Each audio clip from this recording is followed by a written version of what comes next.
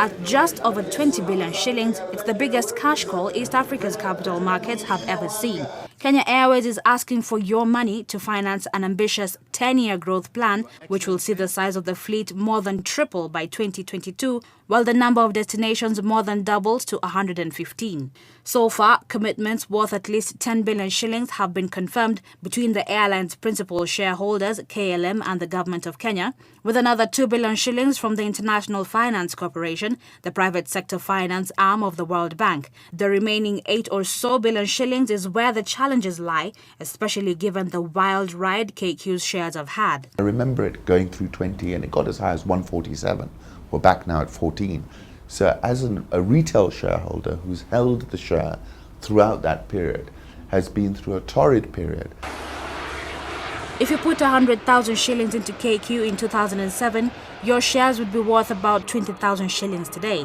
Add in perceived risks about fuel prices and fears about share dilution, and some retail investors, it seems, have had enough. We have been a very successful airline.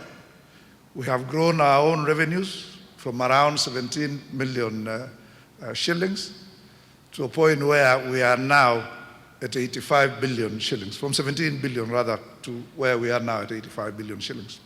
And despite the airline's net asset value per share declining, as have other key performance ratios like its return on assets, the Mawingu project has a lot of believers. I think the business case is a strong one, actually. I think they've got a clear niche market.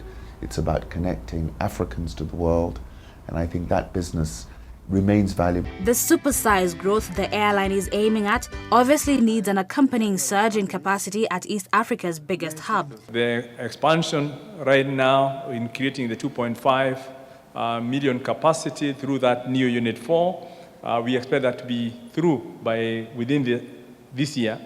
Target date was August. We're hoping we can get it faster than that.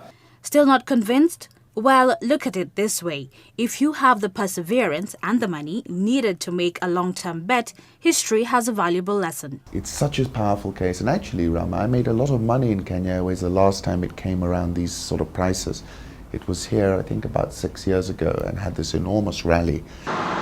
Once the numbers are crunched, whether or not you put cash into KQ's cash call is a question of faith in a plan, since the firm's fundamentals are relatively strong, but as the share price has shown, this is not an entirely rational decision.